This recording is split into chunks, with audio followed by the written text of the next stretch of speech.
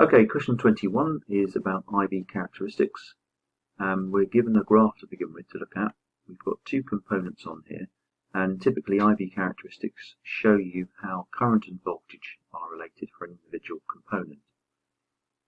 And typically we're looking at diodes, resistors, filament lamps, or thermistor.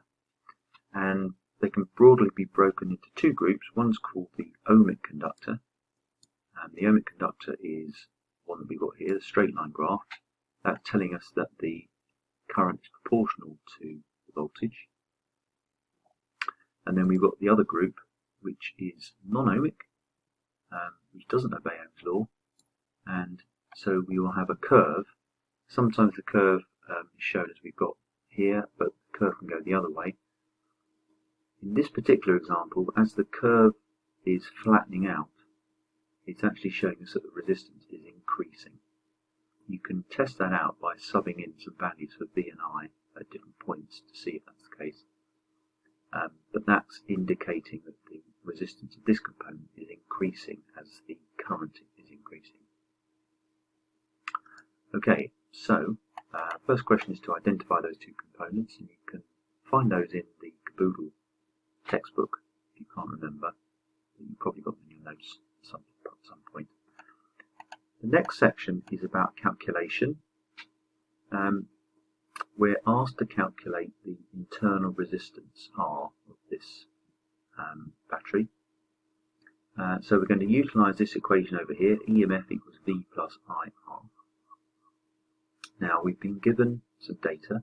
We've been told that the voltmeter reading is 7.2. Because the voltmeter is in parallel with X and Y, and the voltage across X and the voltage across Y are both 7.2 volts. So in this equation we know the EMF 9.6, we've got V 7.2, and we're trying to find little r, so the only unknown is I. Now I is the total current flowing through the battery. When we look at how that current flows, it starts off at total current at the top, and then some of that current will flow through component X, and the remainder will flow through component Y. We'll assume that the voltmeter is ideal, and therefore it has an infinite resistance, so no current flows through here at all. So by Kirchhoff's first law, I total is equal to Ix plus Iy. So if we can find both those two currents, Ix and Iy, we can find I, and therefore we can sub into the equation over here. Now to find the two currents, we're now going to use our graph, because we're able to use that 7.2 volts that we know is across each component to find out by looking up what current is flowing through the component for 7.2 volts.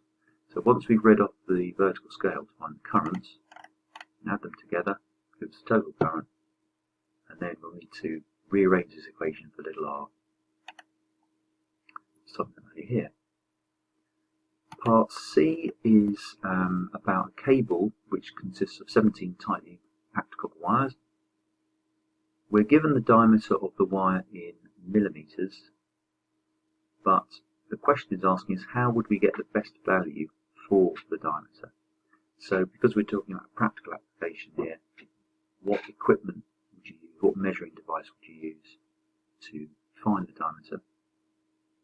So you measure the diameter with one piece of measuring apparatus, and then how would you use that measuring apparatus in the best way to get the best possible answer?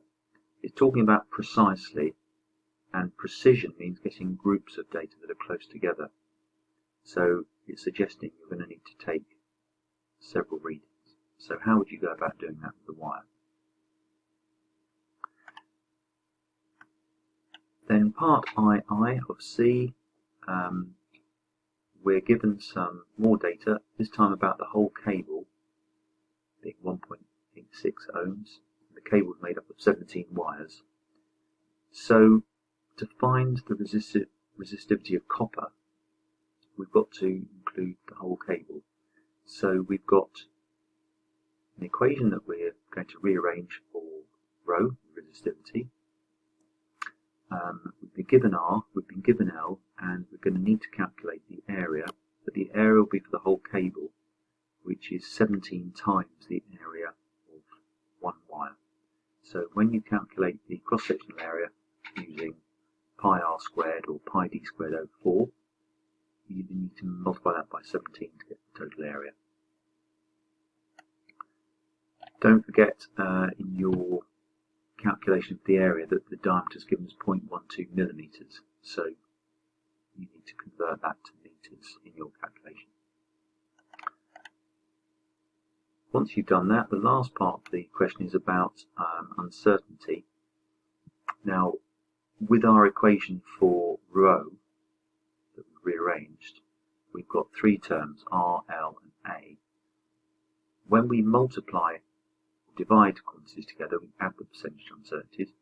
We're also going to have a power involved because A is obtained by squaring the radius or the diameter. And since we're given the percentage uncertainty, we're given the absolute uncertainty of the diameter, we can calculate the percentage uncertainty of the diameter. We'll need to multiply that by 2 because